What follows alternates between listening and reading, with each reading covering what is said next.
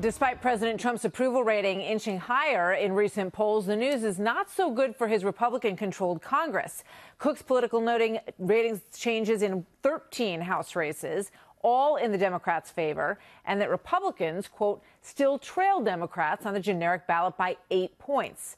That is enough to offset the GOP's edge from favorably drawn districts and endanger their 23-seat majority, which is looking increasingly fragile. So what would a Trump presidency look like with a Democratic House? And the White House and the GOP seem to be rattled or unnerved by this prospect.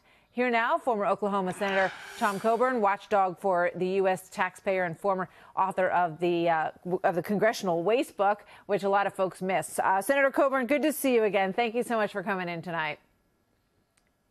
Glad to do it. So what is your take? Because, you know, from a distance, you look at what's going on, and we all remember the surprising, really, wave election of 2016, and Republicans crowing about how the control that they had over the House and the Senate and the White House was what they had wanted for years and years. It was a once-in-a-lifetime opportunity, and now they seem to be saying, well, we're pretty satisfied with what we got. Well, I think in my adult life, Martha, I've seen this play out a lot, is you get in power, you want to stay in power, so you become risk-averse rather than doing what you told the people you would do. I mean, just think about it. We just saw a budget bill passed for $1.3 trillion, $300 billion more than what we spent last year in the same period, with no oversight. Nobody knew what was in it except the moneyed interest that had something in it. I don't think that's what they want to be known for, but that's what they're going to be known for, rather than actually cleaning up some of the mess and the waste and the fraud and abuse in Washington. Yeah, and so what they're doing is they play the game shorthanded and say, well, maybe we'll make it. And what happens is people lose trust in them.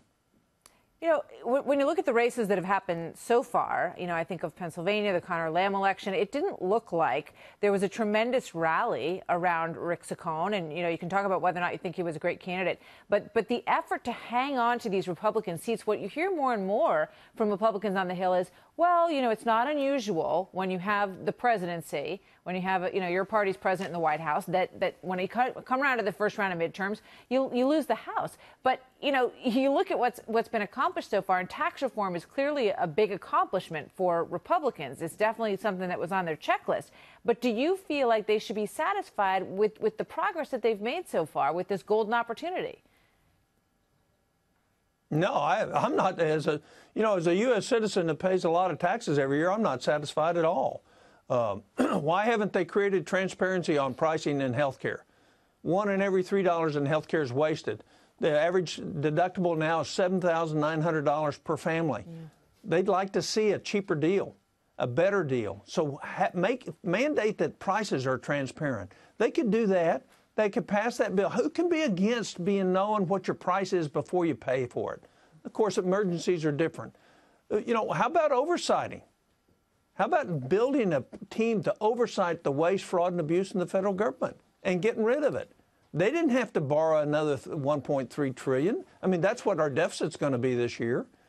They didn't have to do that. They could have done it another way. What I would tell you is I bet you the American people as a whole would much rather have seen a government shutdown than a bill passed in the dark of the night that nobody's read that adds a $1.3 trillion to our spending. Yeah, but there's a divide. And do the hard work. You know, when you look at those two, but all you heard from Republicans, you know, we don't want to shut down. We were there last time with Ted Cruz. And the president, at several points along the way, said, you know what, shut it down. Let's push the envelope and see what happens. He should have vetoed the bill. He should have vetoed the bill. Yeah, he should have vetoed that bill. You can't sign that bill and then say, next time I won't sign it. You've lost all leverage because the momentum of the legislative body is do what's easy. And what easy is to spend American taxpayers' money and grow the government.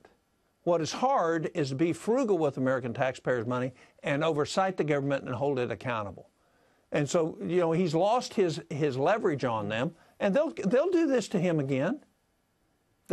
September 30th, I guarantee you'll see another continuing resolution bill. You won't see all the appropriation bills. It hadn't happened since, what, 2003?